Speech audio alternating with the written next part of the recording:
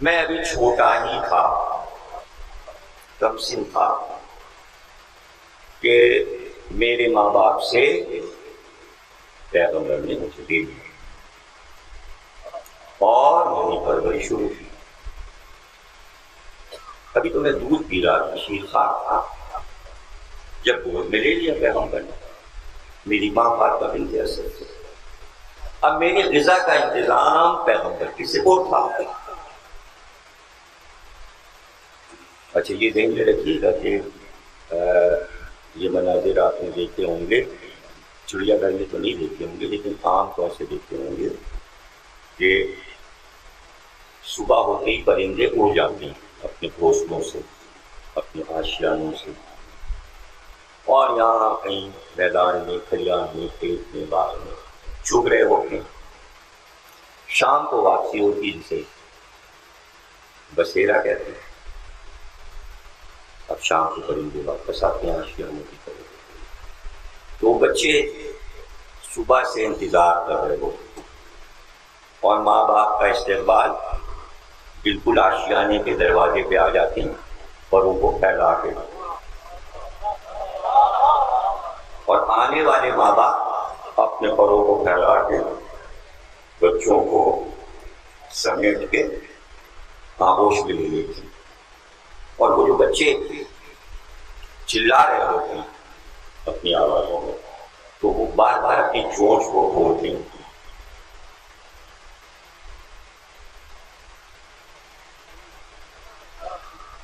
نہیں دیکھا؟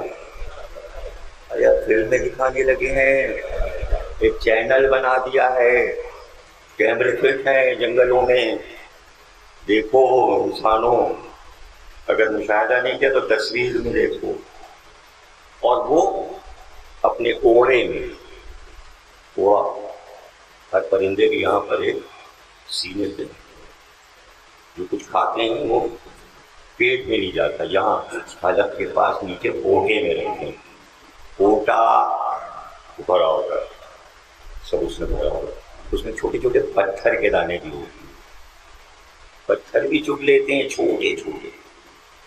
میں نے پوچھا یہ پتھر کا ہے یہ چگتے ہیں؟ پتھر سے ہی تو ہضم ہوتا ہے، آدمی کی مشین پتھر سے کام کرتی ہے، تو اب یہ شکم میں کیوں نہیں گیا سارا کھانا؟ بچوں کے لیے ہے۔ اب بچوں نے چونچیں بڑھائیں، انہوں نے اپنا پورا منہ بچے کے چونچ میں، اب وہ چینچی چیچی ختم ہو گئی، کوا ہے تو کاؤں کاؤں ختم ہو گیا، سب کی آوازیں الگ ہیں، طوطے کی آواز الگ، کوے کی آواز الگ، چیل کی آواز الگ، کبوتر کی آواز الگ، بچوں کی بھی اور اماں ابا کی بھی۔ میرے نیس حیدرآباد دکن میں تھے، وہاں خبر پہنچی کہ پوتا ہوا، تو خط لکھا کہ جب بولنے لگے تو اس کو پرندوں کی بولیاں سکھانا۔ میرے نیس کا پہلا سبق کیا تھا؟ بچہ بولنے لگا تو اس کو پرندوں اور جانوروں کی آواز سکھائی جاتی، شیر کیسے بولتا ہے، ہاتھی کیسے بولتا ہے۔ ارے میرے نیز کیا تو ہوتا تھا، یہ ہمارے یہاں بھی ہوتا ہے، اور یہی جب کوئی آتا ہے بچے کا جو سبق سنوایا جاتا ہے، ہاں بیٹا بتاؤ گھوڑا کیسے بولتا ہے، اب سننے بیٹھے، حالانکہ 50 بار نہ معلوم کتنے بچوں کو سن چکے ہوں، ان کا بچہ ہے اب یہ سنوا رہے ہیں۔ تو یہ پہلا سبق ہے، جانوروں کی بولی، انسانوں کی نہیں جانتے۔ اب اس کے پیچھے بہت سے راز ہیں، ہوتا سکتے ہیں، آپ بھی یہی کرتے ہیں، اپنے بچے کو یہ سکھایا چڑیا کیسے بولتی ہے بیٹا، نہیں کرتے آپ کیا نہیں کیا؟ ارے ایک صاحب لندن میں تھے، وہ بچوں کی ایک نظم ٹونکل ٹونکل وہ سب کو یاد کرا دی جاتی، اور جیسے ہی آئے ہاں بیٹا سناؤ ٹونکل ٹونکل، وہ پتہ نہیں 50 گھروں کے بچوں سے سن چکے تھے، اتنی دیر میں میں آپ کے لیے چائے لاتا ہوں، ہاں بیٹا تم سناؤ ان کو میں چائے لے کے تیار ہوں، وہ تو چائے لینے کا ان کا اور تم نے سنایا ایک تھپڑ اب بچہ کو سنا وہ آئے چائے لے کے شرما رہے ہیں.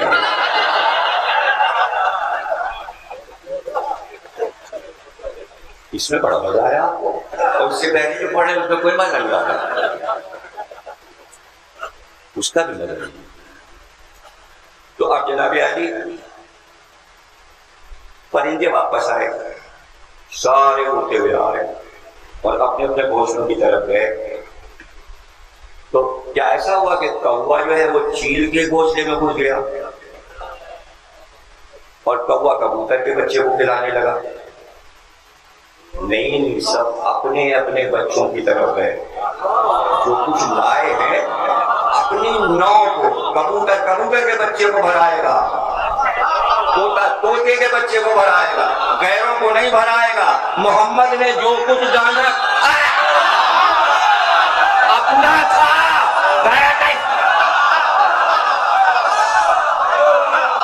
اب مولا فرماتے ہیں کہ کھجور اپنے منہ میں لے کر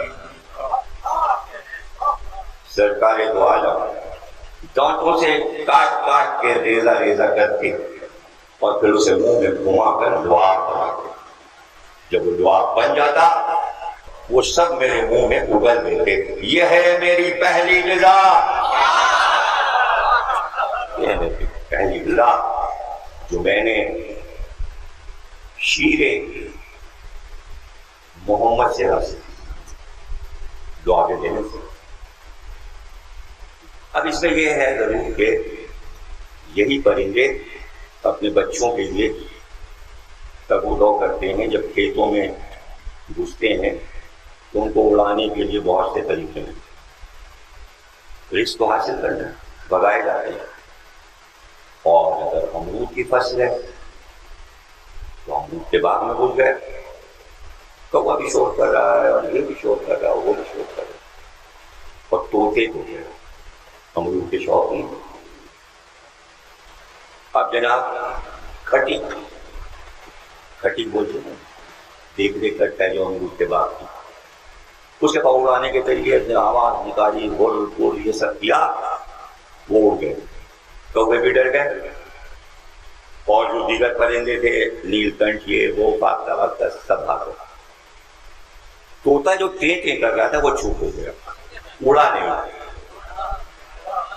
اس نے کیا کیا, وہ امرود کے پتوں کی آڑ میں ہو گیا.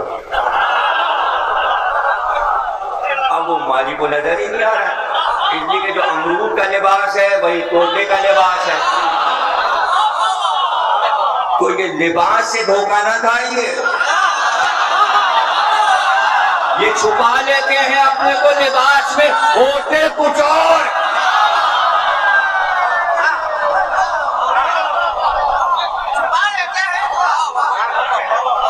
اس لیے کہ طوطا یہ حرکت کر لیتا, کوا نہیں کر سکتا. وہ نظر آ جائے اور اندر ہی اندر پتے کی آڑ میں امرود کو دھر رہا ہے. بس لباس پہن لیا اور اندر سے دین کو ادھرے جا رہے ہیں.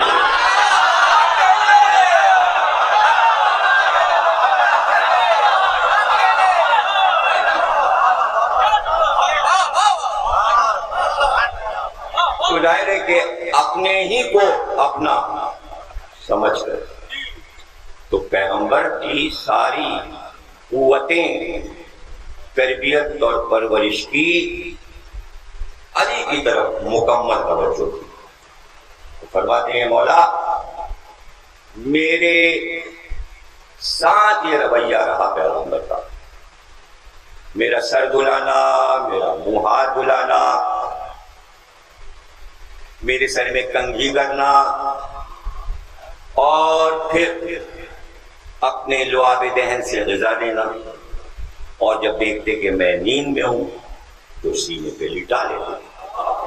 میں نے پیغمبر کی گرمی پا کر ہمیشہ سینے پر آرام کیا. میرا پہلا بستر سرکار کا صدر ہے, سینہ. اب پھر میں تھوڑا سا بڑا ہوا اور پیروں سے چلنے لگا. جب پیروں سے چلنے لگا، جدھر جدھر جدھر جدھر میرے بھائی جاتے، میں ان کے پیروں سے پیر ملا کر ایسے پیچھے پیچھے چلتا جیسے اونٹ کا بچہ اونٹ کے ساتھ پیر ملا ملا کے.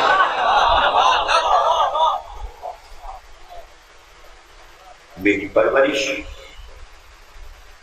سرکار کے ساتھ.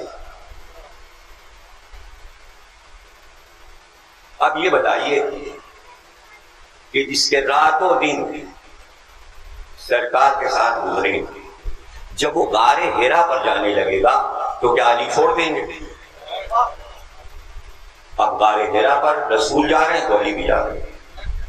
اب فرماتے ہیں اور میں گواہ ہوں. میں کہا نا ایک پتھر پر علی، بات یہاں سے شروع ہوئی تھی، یہاں پہ واپس آئیے. ایک پتھر پہ سرکار آرام کرتے تھے. فرماتے ہیں پہلی وحی کے نور کو میں نے دیکھا، فرشتے کو آتے دیکھا، وحی کی خوشبو کو محسوس کیا، ملک کو دیکھا، پہلی وحی کے نور کو دیکھا. اب پہلی وحی کا گواہ صرف علی. اب سمجھے کیا راز ہے نبوت اور امامت میں؟ بغیر گواہی کے رسالت نہیں آتی، رسالت نہیں آتی، گواہ کی ضرورت. کافروں نے کہا کہ الذین کفروا لست مرسلا، کافروں نے کہا میں مرسل نہیں مانتا. کافروں نے کہا تجھ کو ہم لوگ مرسل نبی نہیں مانتے، رسول نہیں مانتے. تو آواز آئی قل، کہو ان سے اگر نہیں مانتے، قل کفی باللہ شہیدا بینی و بینکم ومن عندہ علم الکتاب. کہہ دو ان کافروں سے اگر تم مرسل نہیں مانتے کوئی پرواہ نہیں، ہماری رسالت پہ دو گواہ کافی ہیں، ایک اللہ ہے ایک علی ہے.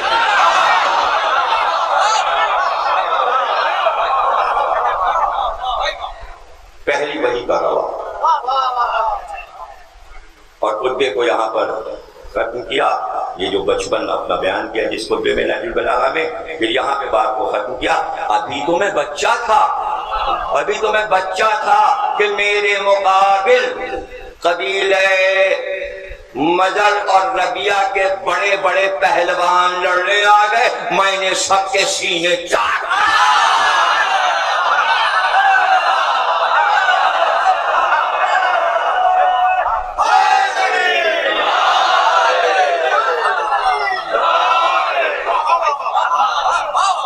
فرماتے ہیں کہ ایک بار جب وحی آئی اور وحی کا نور میں نے دیکھا تو میرے کان میں آواز آئی، کوئی چیخا، زور سے چیخنے لگا. میں نے کہا یا رسول اللہ یہ کس کے چیخنے کی آواز ہے؟ سرکار نے فرمایا یا علی یہ شیطان چیخ رہا ہے، اور جو میں دیکھتا ہوں وہی تم دیکھتے ہو، جو میں سنتا ہوں وہی تم سنتے ہو. یہ شیطان چیخا. یا رسول اللہ یہ شیطان کیوں چیخا؟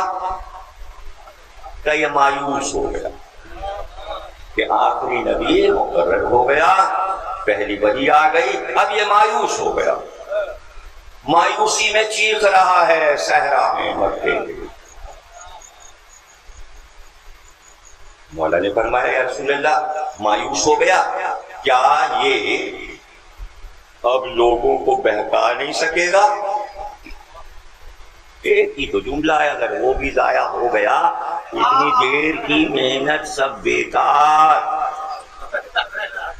ایسے ہی گئی اور گئی تو گئی، کیا ہے دوسری جگہ پڑھ کے دانت لے لیں گے، اس میں کیا ہوگا؟ اور اس سے پہلے نہ معلوم کتنی بار اسی ٹکڑے پہ دانت لے چکے، پریشانی کیا؟ کوئی پریشانی نہیں. سمجھ گئے نا؟ تو کیا یہ بہکا نہیں سکے گا یا رسول اللہ؟ کہ نہیں بہکاتا تو رہے گا، تو پھر چیخنے کا کیا؟ اب بتائیے آگے کا جملہ کیا ہے؟